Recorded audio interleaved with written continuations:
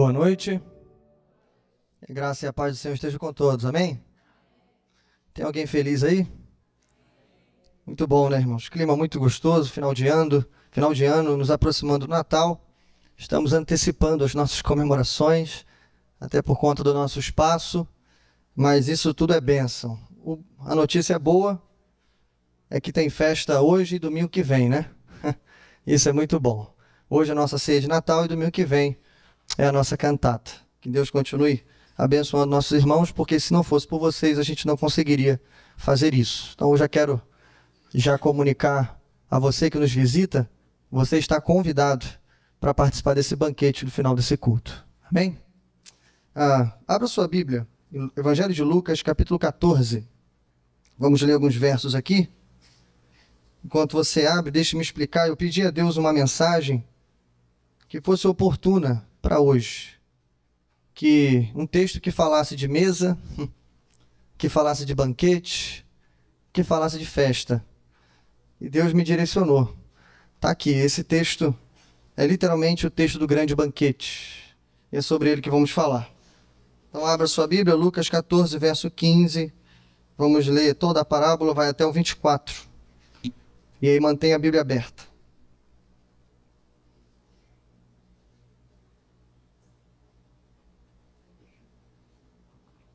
Diz assim: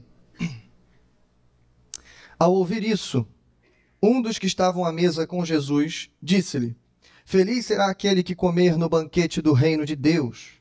Jesus respondeu: Certo homem estava preparando um grande banquete e convidou muitas pessoas. Na hora de começar, enviou seu servo para dizer aos que haviam sido convidados: Venham, pois tudo já está pronto. Mas eles começaram, um por um, a apresentar desculpas. O primeiro disse: Acabei de comprar uma propriedade e preciso ir vê-la. Por favor, desculpe-me. Outro disse: Acabei de comprar 5 juntas de bois e estou indo experimentá-las. Por favor, desculpe-me. Ainda outro disse: Acabo de me casar, por isso não posso ir. O servo voltou e relatou isso ao seu senhor. Então o dono da casa irou-se e ordenou ao seu servo: Vá rapidamente para as ruas, os becos da cidade, e traga os pobres, os aleijados, os cegos e os mancos. Disse o servo: O que o Senhor ordenou foi feito, e ainda há lugar. Então o Senhor disse ao seu servo: Vá pelos caminhos e valados, e obrigue-os a entrar, para que a minha casa fique cheia. E eu lhes digo: nenhum daqueles que foram convidados provará do meu banquete. Amém? Esse é o nosso texto. Que o Senhor nos use, tenha misericórdia de nós, abra mentes e corações e fale a todos nós. Irmãos, estamos diante de uma grande festa, como diz o nosso texto. E, inicialmente, eu queria pensar com você. Você já foi convidado por uma grande festa para comparecer a uma festa, como se diz hoje em dia, badalada? Uma festa que você sabia que seria muito boa. E eu estava pensando nisso e pensando como que muitas vezes a gente tem a graça de ser convidado para festas que a gente sabe que vai dar certo. Geralmente as crianças pensam em festa diferente da gente. Eu tenho 3, então não sei como é que é. Criança não liga muito para o cardápio. Ele não está muito interessado no serviço da noite. Eles estão pensando naqueles salões de festa, né? Grandes, com fliperama, né? Aqueles jogos, pula-pula, enfim, toda aquela coisa toda. E aí, quando eles sabem já onde a festa vai ocorrer, tem salão, irmãos, que tem até tirolesa dentro do salão. Um perigo aqui, né? Mas o pessoal vai, principalmente os meus. E aí, então, as crianças pensam assim: uau, é essa festa? Ué, vamos embora. E aí a criança já está animada. Antes de ir para a festa já está tudo certo. Mas os adultos são diferentes. A gente geralmente pensa no cardápio. A gente pensa em termos de ambiente, né? A gente pensa em termos de lugar, por exemplo. E vamos ser sinceros, irmãos. A gente, às vezes, recebe aqueles convites, né? E não se esqueça do seu pastor, viu? Não se esqueça. E aí imagina, um irmão nosso aqui, ou irmã, fechou uma churrascaria pra gente. Olha só, irmãos. Convidou todo mundo. Aquela churrascaria boa, não vou falar o nome para não fazer merchan aqui de graça, né? mas aquela que a gente sabe que né, o sucesso é garantido. Aquela carne de melhor qualidade, costela de cordeiro, geleia de hortelã, aquela, né, como manda o figurino. Enfim, você já sabe para onde vai, você sabe como é que vai ser. Você nem chegou lá, mas você sabe, olha, a satisfação é garantida. E aí, quando você recebe esse convite, a sua reação é o quê? É claro que eu vou. Conta comigo, meu irmão. Se tiver outro compromisso, a gente dá um jeito, né? Mas eu vou aparecer lá, vou aparecer e, como se diz, né, carinhosamente, vou tirar a barriga da miséria. Não é isso, irmãos? É muito bom. Mas, infelizmente, o contrário também acontece. Muitas vezes nós somos convidados para festas que, de verdade, sendo bem sincero, a gente não quer ir. Às vezes até na nossa própria família. Às vezes no meio da parentela. Aqueles parentes muito distantes. Às vezes só aparecem em velório, casamento, né, e problema. E às vezes manda um convite para você e você não quer ir. Você não gosta do ambiente, você sabe que aquele ambiente não é para você. Né? Lá, quase falei o nome da cidade. Vou me controlar, hoje eu vou me controlar. Aquela cidade aqui pertinho do lado, né? Negócio meio afastado, meio perigoso. E aí você pensa duas vezes em ir. E vamos ser sinceros, irmãos, a gente sempre tem alguma coisa para fazer. Nem sempre o que a gente tem para fazer é uma desculpa para não ir à festa. Mas nesse momento, meu amigo, qualquer coisa vira desculpa a gente não ir à festa. O que isso tem a ver com o que nós vamos falar e o que a gente leu? É que o nosso Senhor Jesus Cristo comparou a salvação a um grande banquete. Ele compara a salvação nessa metáfora que ele faz, nessa parábola, a uma grande festa. E é grande porque o texto diz que muitas pessoas foram convidadas. Com certeza a representação aqui é aquele grande evento judeu que às vezes era para o bairro inteiro. Várias famílias se reuniam e dias inteiros de comemorações eram feitos. E uma festa dessas era satisfação garantida, seja pela comida, pela bebida, por tudo que ia ter ali. Só que a mesma parábola conta que os primeiros convidados, que já tinham firmado o compromisso, inclusive, rejeitaram o convite. Em cima da hora, como se diz, deixaram o anfitrião na mão. E deram qualquer desculpa que conseguiram encontrar. E aí você se lembra da parábola. O dono da casa reage àquilo e manda seus servos chamar o povo da rua para entrar. Desconhecidos, pobres, desprezados, aleijados. Manda esse pessoal entrar porque os primeiros convidados rejeitaram. Bom, irmãos, eu fiquei pensando, por que alguém rejeitaria um convite para uma festa que a satisfação é garantida? Uma festa dessas que eu disse, uma grande festa. Uma festa que você pensa assim, vai ser muito bom. Por que alguém rejeitaria um convite desses? Se não porque ela acredita que tem algo melhor para fazer. Talvez porque ela tenha um convite melhor. Ou simplesmente seja o motivo que a nossa parábola apresenta. A verdade é que rejeitamos ou aceitamos convites, irmãos, no fim das contas, sem querer exagerar a coisa, mas por amor. Essa é a verdade. Independente de quem lhe chamou.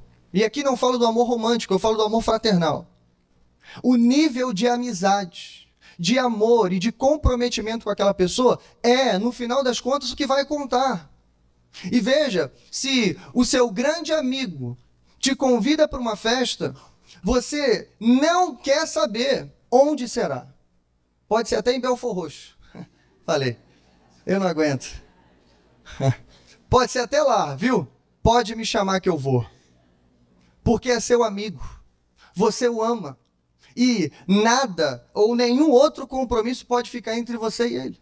Você não quer saber qual cardápio vai ser servido, se vai ser massa ou se vai ser churrasco. Simplesmente, eu quero o local, a data e a hora. Eu ajeito na minha agenda e eu vou. Então, em última análise, a gente vai aprender hoje que a gente aceita ou rejeita o convite, não por causa da festa, mas por causa do dono da festa. Vamos ao texto? Eu quero inicialmente mostrar para vocês 3 tipos de convidados que o texto nos mostra, rapidamente. A gente vai ver 3 tipos de convidados e, no final, algumas considerações sobre essa mensagem. O primeiro tipo de convidado que a gente tem são os VIPs. Olha, os VIPs, né? Coisa boa. Bom, verso 15 diz assim: Ao ouvir isso, um dos que estavam à mesa com Jesus disse-lhe: Feliz será aquele que comer no banquete do reino de Deus. Alguém que estava à mesa com Jesus disse essa frase. Então, para você entender o peso que essa frase tem, você tem que entender o contexto. Então, deixa eu sobrevoar aqui o capítulo 14 rapidinho. Jesus está literalmente numa festa. Jesus está, nesse momento, participando de um banquete. Por isso, Jesus conta a parábola do banquete.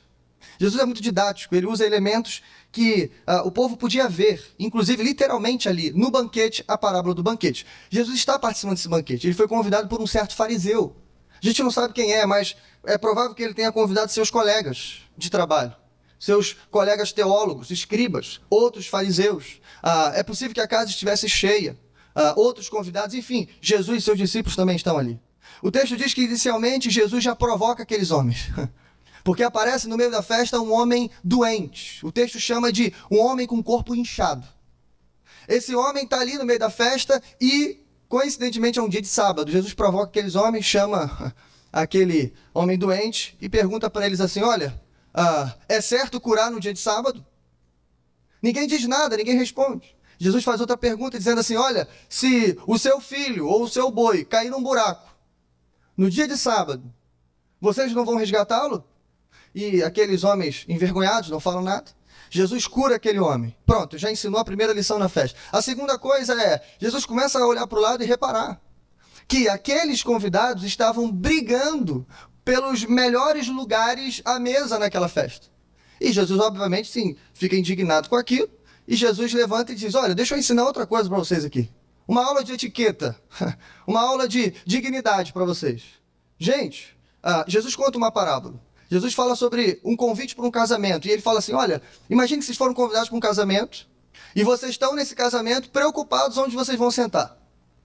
E aí, imagina que vocês encontram os melhores lugares, né? E vocês dizem assim: eu vou sentar ali. Claro, vou sentar no melhor lugar. Por quê? Porque eu sou VIP.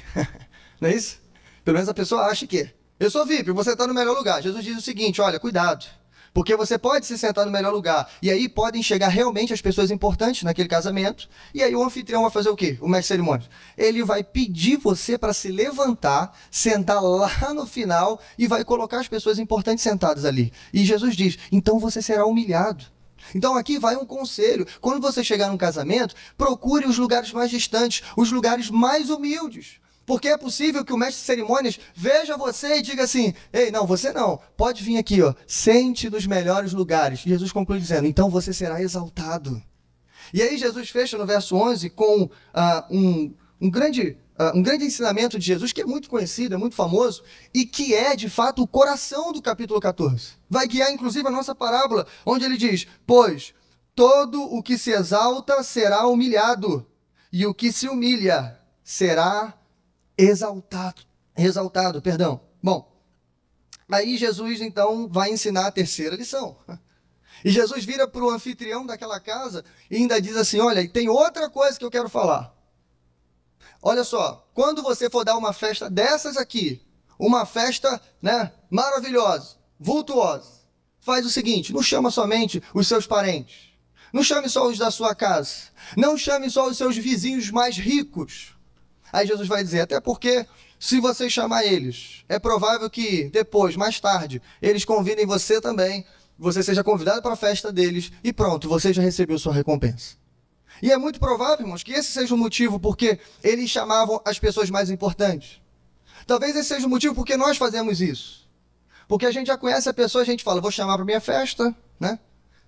Não é isso? Porque quando tiver a festa dele, você é chamado também. Talvez a intenção seja essa. Mas Jesus está corrigindo e dizendo assim: se isso acontecer, você já recebeu a sua recompensa. Então faz o seguinte: quando você for dar uma grande festa, chama os pobres, os aleijados, os cegos, os mancos, aqueles que nada têm, aqueles que não podem vir sozinhos e que não podem te retribuir, porque daí você vai participar da recompensa dos justos nos céus. Essa é a palavra, irmãos, é isso que vai guiar todo o nosso texto. Só que aí tem um fariseu no meio dos fariseus. E aí, irmãos, veja, a minha introdução foi longa aqui. Jesus ensinou 3 lições. A única coisa que o ouvido desse cara captou foi a recompensa dos justos.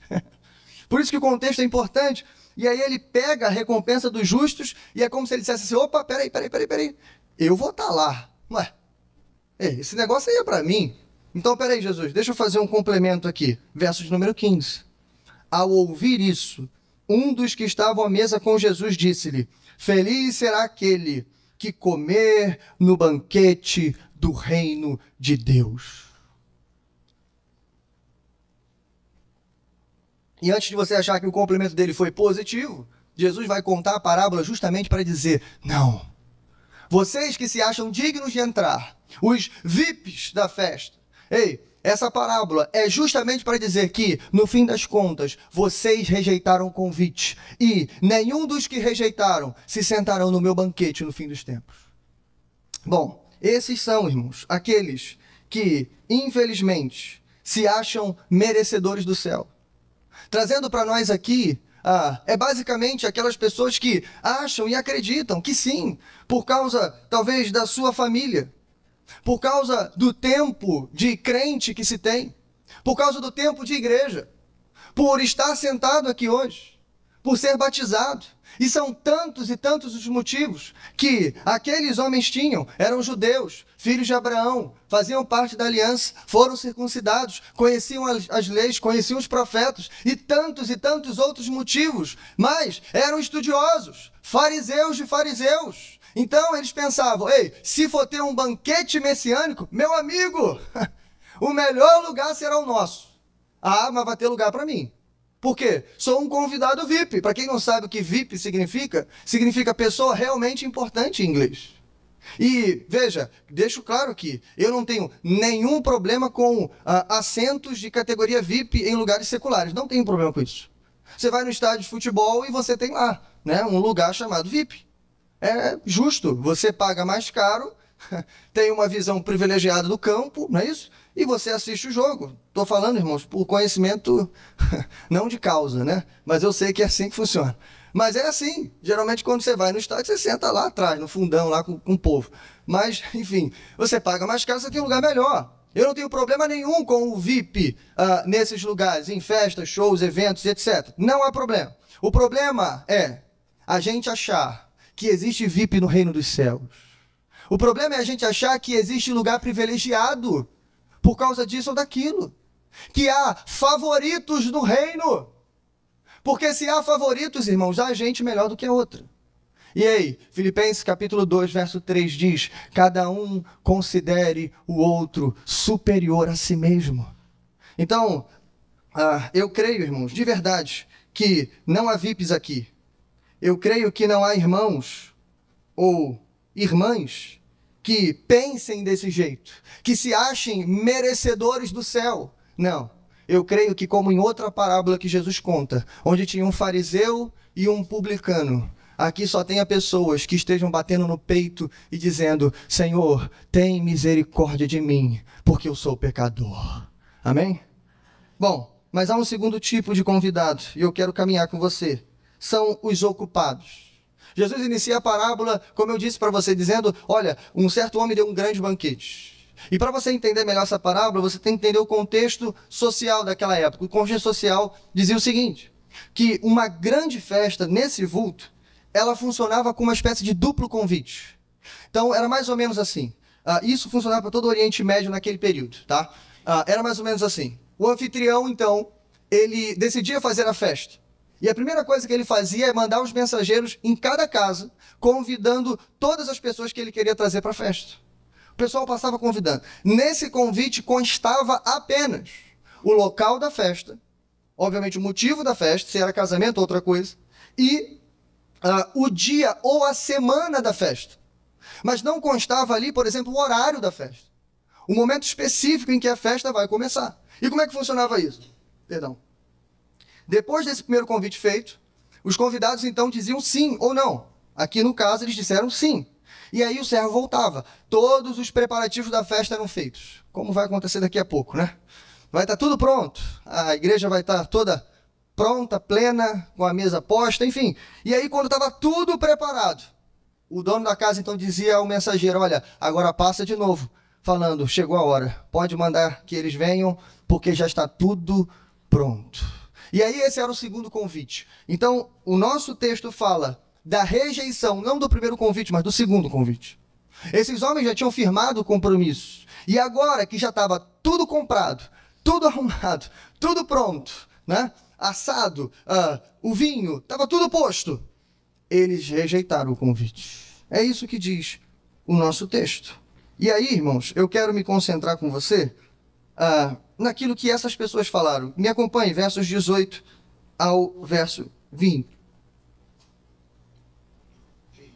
Eles recebem o segundo convite e olha o que eles dizem. Mas eles começaram a apresentar desculpas. O primeiro disse: acabei de comprar uma propriedade e preciso ir vê-la. Por favor, me desculpe. Outro disse: acabei de comprar 5 juntas de bois e estou indo experimentá-las. Desculpe-me. Ainda outro disse: acabo de me casar e por isso não posso ir. É por essa razão que eu chamei esses convidados de ocupados. Se os primeiros são VIPs e se acham dignos da festa, acham que os melhores lugares precisam ser para eles, esse segundo grupo aqui acham até que são melhores do que a festa. Ou que há coisas melhores e mais importantes para fazer naquele momento. Por isso se rejeita o convite. Veja que, em outras palavras, é como se eles estivessem dizendo assim: eu não vou porque tenho coisa melhor para ver. Eu não vou porque tenho coisa melhor para fazer. Eu não vou porque tenho coisa melhor para desfrutar. Eu não sei se você consegue captar, mas essas 3 desculpas que Jesus conta funcionam como uma espécie de modelo de desculpas que já perduram aí mais de 2000 anos de história. Na verdade, talvez remonte até o início da humanidade. Porque sempre quando se trata da nossa vida e o reino de Deus, às vezes, muitas vezes, a gente continua dando, vejamos, que surpresa, as mesmas desculpas. Por isso, 3 observações aqui. A primeira é essa: continuamos a dar as mesmas desculpas. Alguns teólogos classificam, inclusive, tanto a compra da propriedade, a compra dos bois e digamos assim, o recém-casal, por exemplo, os compromissos que temos com o dinheiro ou com os bens, com o trabalho e também com a família. Veja se não são essas 3 coisas que competem pelo nosso tempo e nossa atenção, às vezes em detrimento do reino. Veja se os motivos que damos para rejeitar o convite do reino, às vezes não são o trabalho, por exemplo, ou quem sabe o dinheiro. E aí, em segundo lugar, eu penso que nem sempre o que nos afasta do reino são as coisas ruins. Irmãos, essas 3 coisas não são ruins, elas são coisas boas. Até o dinheiro. Aqui só tem crente maduro, a gente não é inimigo do dinheiro. Não, o dinheiro, irmãos, é um facilitador. O dinheiro, vai dizer um grande teólogo, que ele é um excelente servo, mas é um péssimo senhor. O problema do dinheiro está no uso que a gente faz dele. Não é o dinheiro que é a raiz dos males, mas o apego ou o amor ao dinheiro, que é a raiz de todos os males, vai dizer o apóstolo Paulo. Então, nenhuma dessas 3 coisas são coisas ruins, pelo contrário. Quando se fala de reino de Deus, ainda tem uma segunda coisa que eu preciso dizer. Você pode usar, ou melhor, você deve usar, deveria usar essas 3 coisas a serviço do reino de Deus.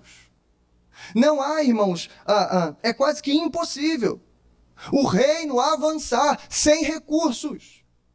Os missionários que estão no campo, as igrejas que estão sendo plantadas, as congregações, as igrejas locais. Nós não caminhamos. Como é que a gente ajuda os necessitados? Como é que nós avançamos os projetos e tantas outras coisas? Sem recursos. Então veja, o recurso não é nosso inimigo. Pelo contrário, ele pode e deverá ser usado em favor do reino. Assim vale para o trabalho e principalmente para a família. Há um teólogo chamado Manson que, nessa parte, ele escreve algo que eu preciso citar. Ele diz assim: Deus dá o reino, mas a aceitação do dom de Deus significa a rejeição de muitas outras coisas.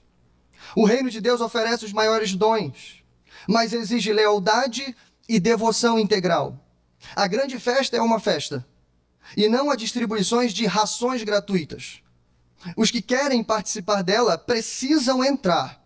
Porções dela não podem ser enviadas para fora, enquanto participam de outra outras coisas. O que mesmo está dizendo, irmãos, é o que Jesus também disse. Você não pode servir a dois senhores. Em alguns momentos, principalmente na entrada do reino, ou seja, quando aquele primeiro convite foi feito a você anos atrás, e quando você é convidado então a se tornar um súdito do reino, com certeza você teve que optar em uma coisa em detrimento da outra. Tiveram muitas coisas que você teve que abandonar, e tem muitas coisas que nós ainda precisamos deixar. E para nós que já estamos no reino, ainda vai continuar acontecendo motivos ou circunstâncias como essa, em que seremos convidados a escolher entre aquilo que compete pela atenção do reino e o reino. Sabe qual é o nosso problema?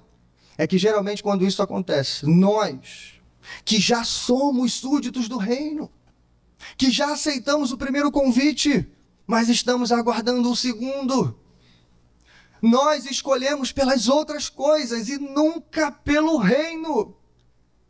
São as outras coisas que têm a prioridade na nossa vida.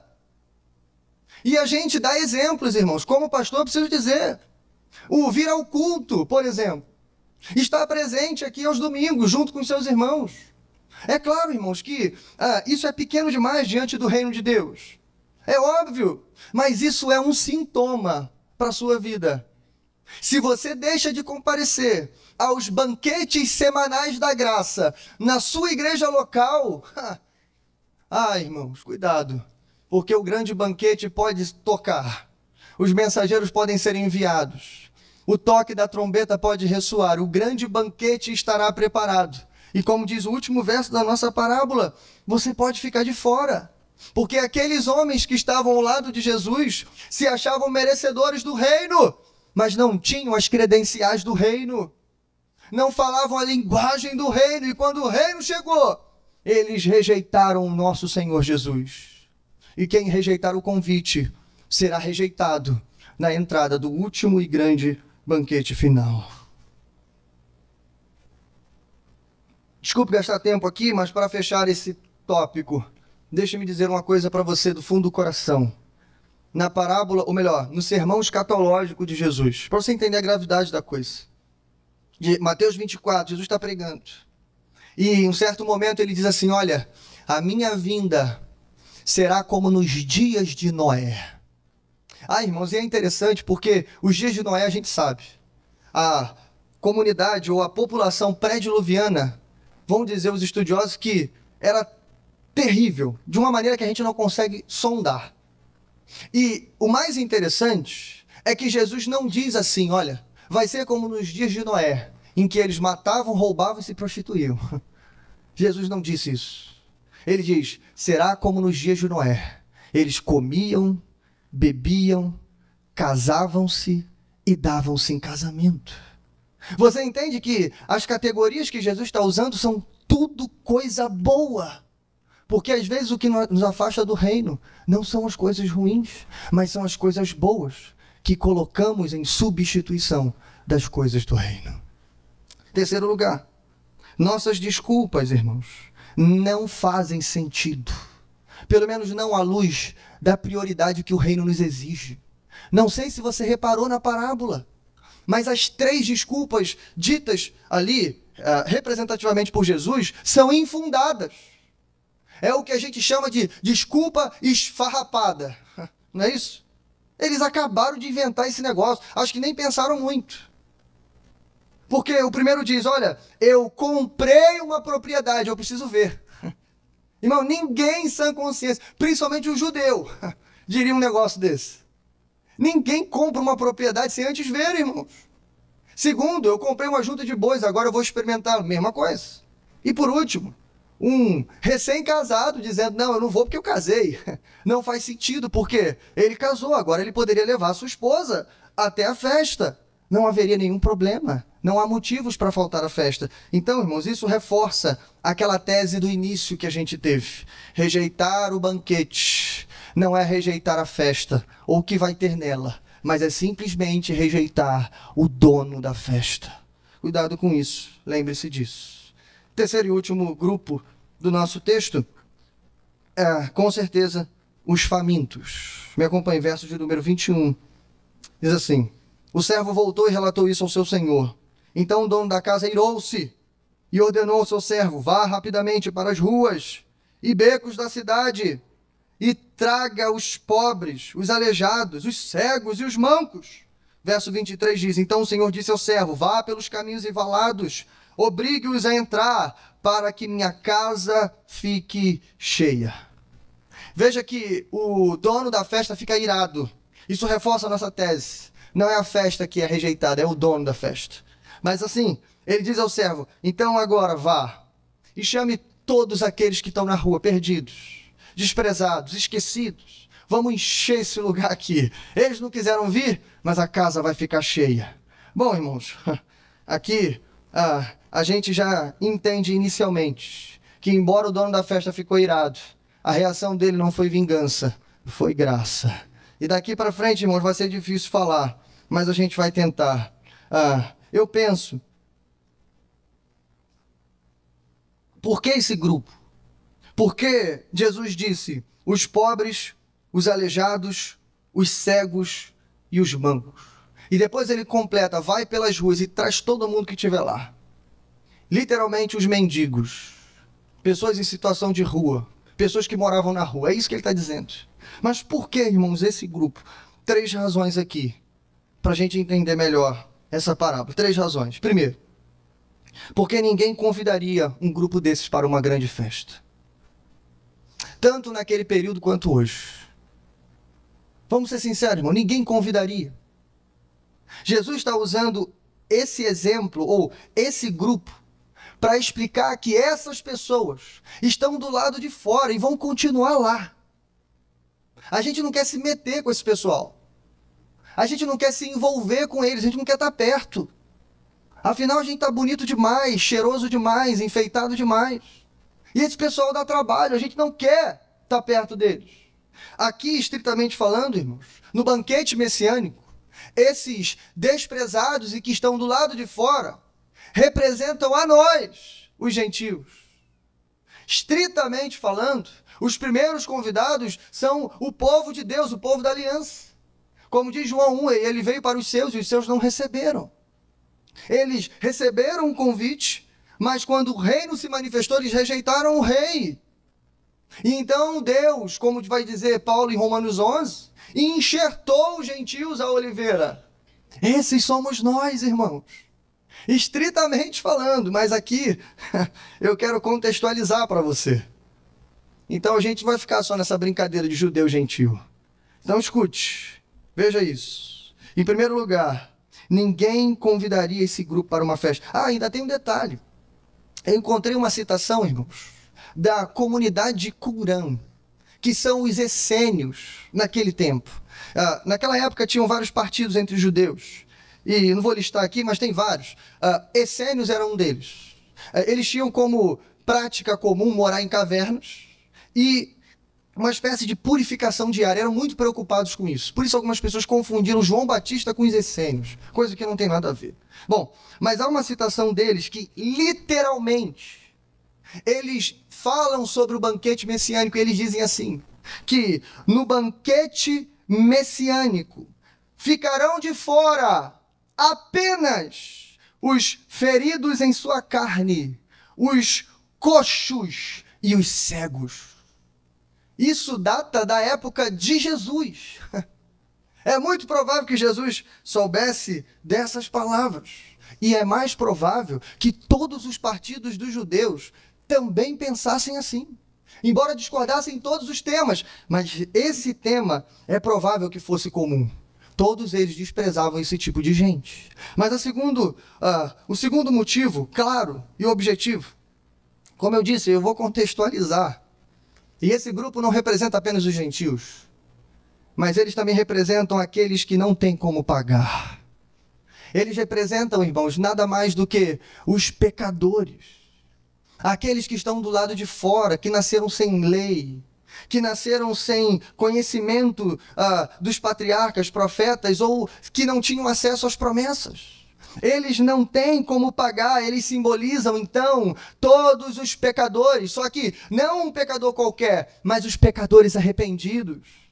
São aqueles que olham para a sua própria vida e veem, apesar da sua roupa bonita, cara bonita, dos seus bens, do seu dinheiro e recursos, ele olha para o seu coração e ele diz: ausenta-te de mim, porque sou homem pecador.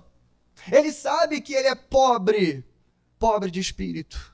Ele sabe que sem Deus, ele não pode sozinho, ele não consegue. Veja o que o reverendo Hernandes diz: os pobres que nada têm podem vir. Os aleijados com suas deformidades físicas e emocionais podem entrar. Os cegos que não sabem para onde ir são chamados a vir para o banquete.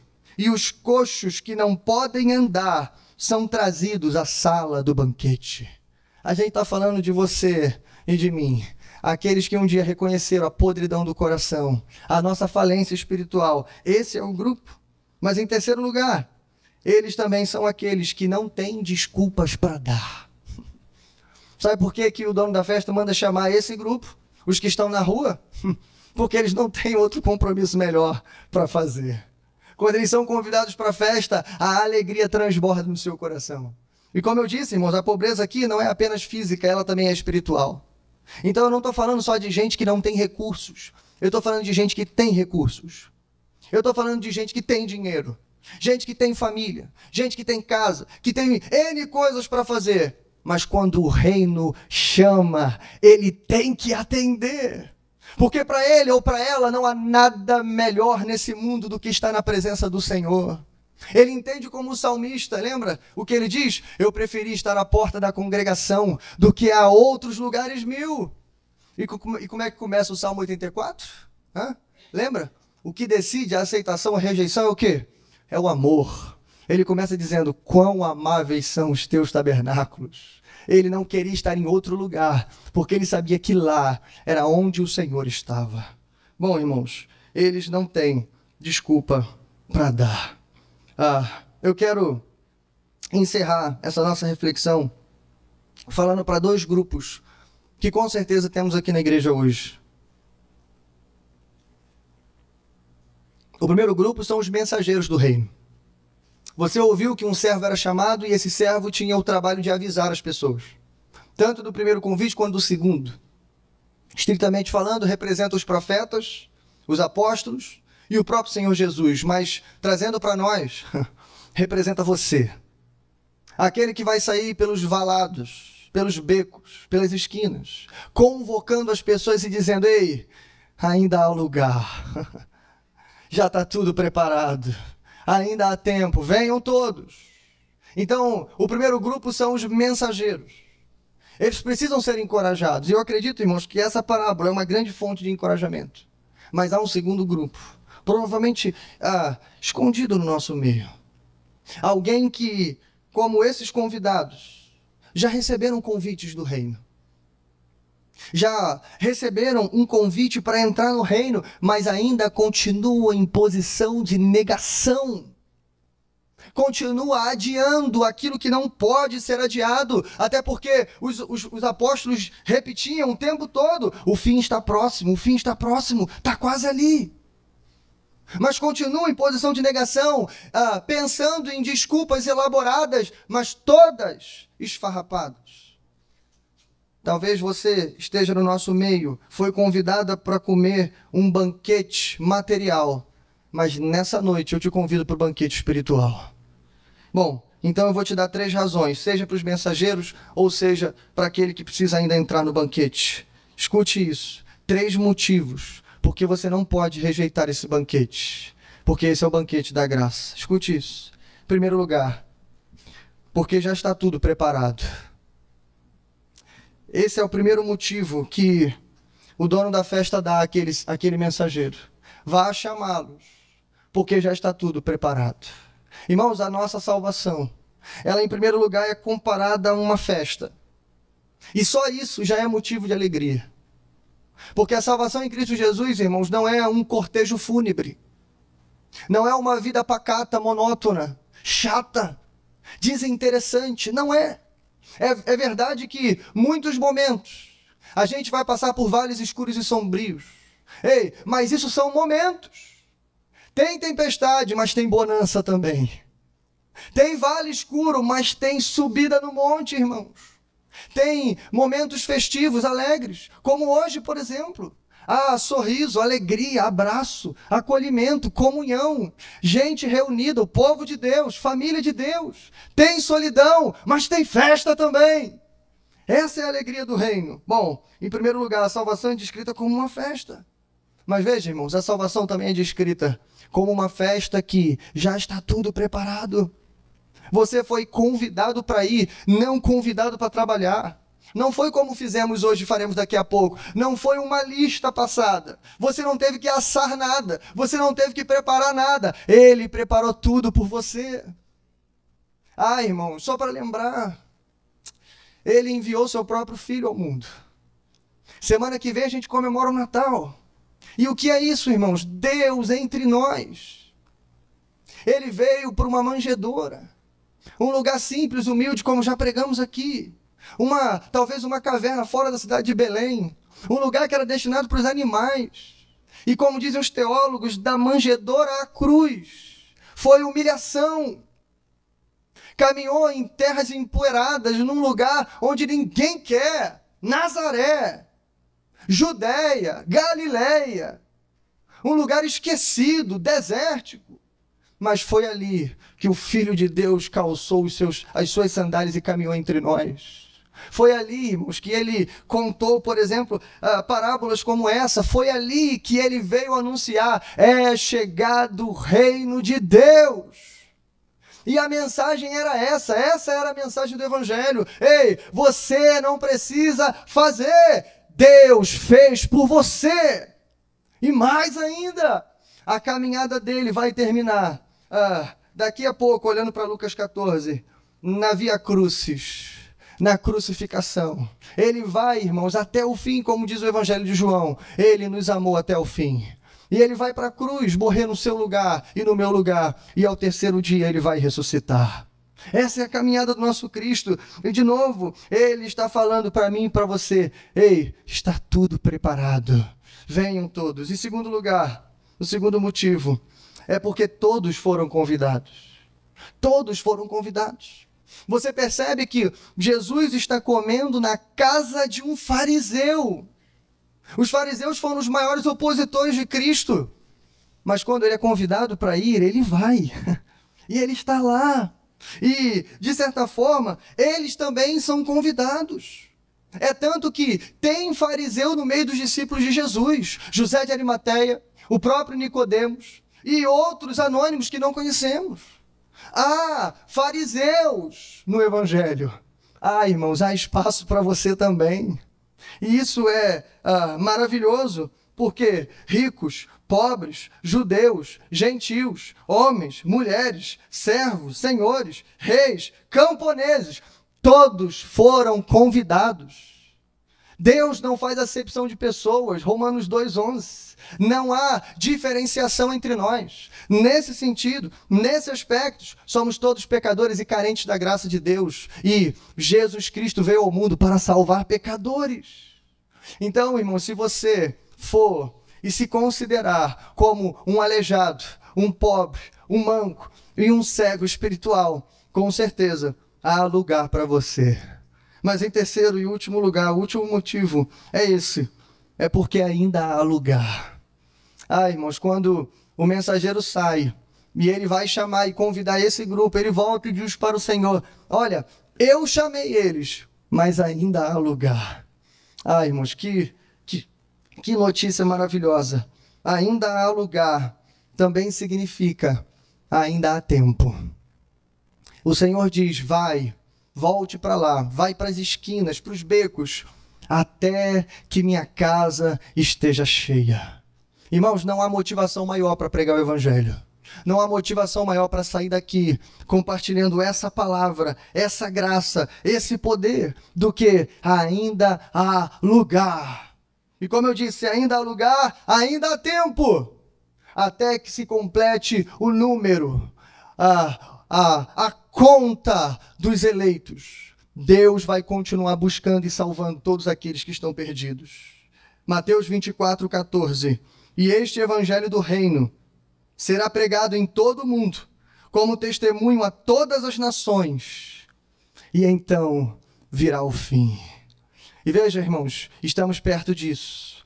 Hoje, por causa da internet, a gente tem um alcance muito grande. A internet consegue chegar em lugares que a gente não consegue. Hoje está difícil para alguém dizer, não chegou um convite na minha casa. Está difícil alguém chegar naquele grande dia do banquete e dizer, estou no banquete de Deus, mas eu nunca fui convidado. Está difícil. E se faltar internet, você pode pensar, pastor, mas com todo o avanço tem lugar que não tem internet. Deixa eu dizer uma coisa para você. Nós temos os missionários.